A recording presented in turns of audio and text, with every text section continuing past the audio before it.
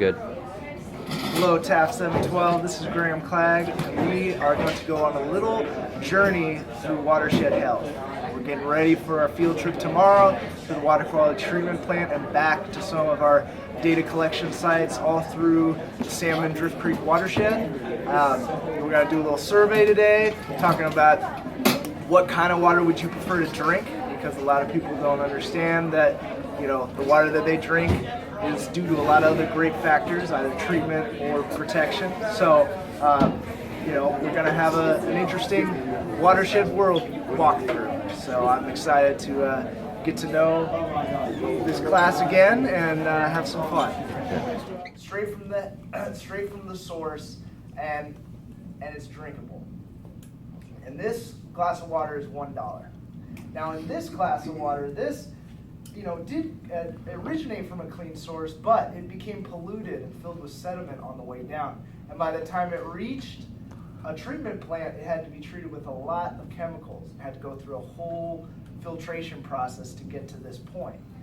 Now, this glass of water is $2 because of all it had to go through, where this is $1 because it didn't have to go through much of anything. It just came right.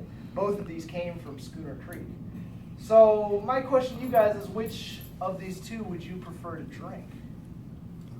Would it be the clean one or the treated one? The dollar one. The dollar one. Is everybody there? 29. 29. All right. So we got, in last period we have 15 who wanted the clean water. In this period we have 29 and 0. So that is another way to prove my point that it is much better to protect and restore a watershed than continue to let sediment and pollutants and other things into the water just so we have to pay to fix them. So, you know, that's why I just wanted to point that out, of why it's so important to have clean water. Guys, about how there's a job that needs to be done, and that is related to what each and every one of us need, which is clean and clear water. So, you know, we live in a water world where life is rich and unique because of our water quality. You know, many of you guys have been with me long enough to know how special I find this place and how special the water that makes this place. So, you know, because of that, we have a diversity of life. But, you know, really, our water quality and our measurements of it really reflects how we live and how we allow others to live within our watershed. So, you know, you can think of water quality as a bit of a canary in the mine shaft of how tolerable this environment is for other organisms. And with that, we'll be also, you know, in addition to looking at the chemical composition of the water, we're also going to look at a lot of the macroinvertebrates that live in these areas as well, because in addition to having a chemical component, biological component is also very important to be able to show, can things live in it, or if the things that are living in it, can they handle poor water quality? So, you know, I've got some guides that I've made up with the Forest Service that will help us understand that. But, you know, we need to test our water quality, because if we're not testing things, if we're not studying things, things can happen that we didn't foresee or we don't understand. So it's really, you know, what we're out there doing tomorrow is going to be really important. It goes into the Streamwebs database so that other folks around the state can look at this and compare and contrast our water quality to other parts of the state. So, you know, this data is really important, and, you know, the purpose of our trip is to get this into a database so that it lives somewhere. Because if you have data and it doesn't get used, or it doesn't get shared, or it doesn't get interpreted, there's really no use for it, you know. So, you know, in addition to this being an educational experience for you guys, it's really about getting out there and collecting some meaningful data. So, with that, moving on. So, you know, just a quick re-walk through what we're going to look for.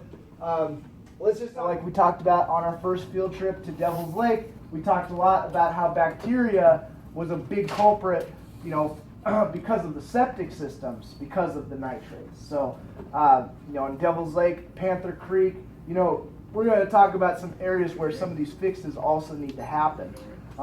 But these are all important things that you guys will become experts in by the end of the year, or at least our semester. So I'm just gonna jump. Here we're going back out to Crowley Creek. We're going all through the watershed. You may see Farrah Fawcett.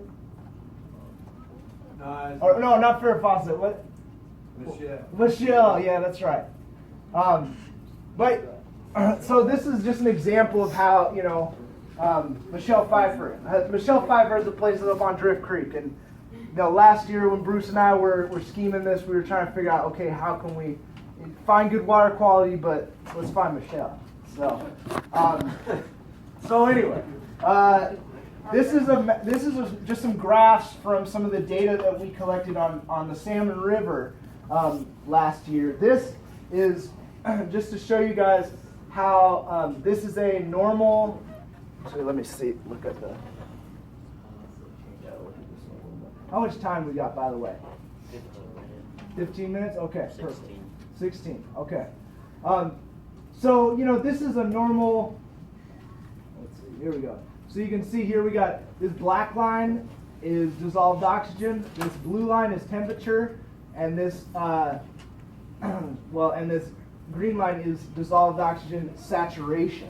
So, when we're taking our measurements, we can look at getting milligrams per liter or getting actually the amount of saturation. But this is very typical of the winter time, right? So we've got, excuse me, we've got increased, so as our temperature goes down, our dissolved oxygen goes up, like we were talking about. Now, as we move, this is up on Upper Deer Creek in about this time of year, in 2014. Now here we go at the hatchery, Salmon River Hatchery Pool. This is in September.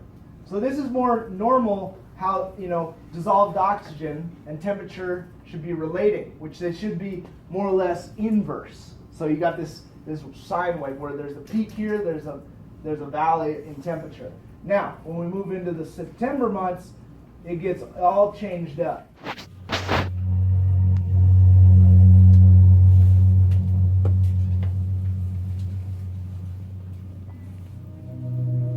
Pacific Rivers.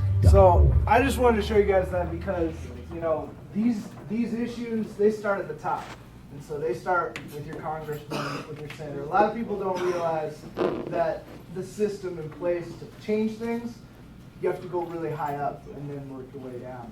So just to kind of show you guys about how there are congressmen who are some working for the people and some working for business.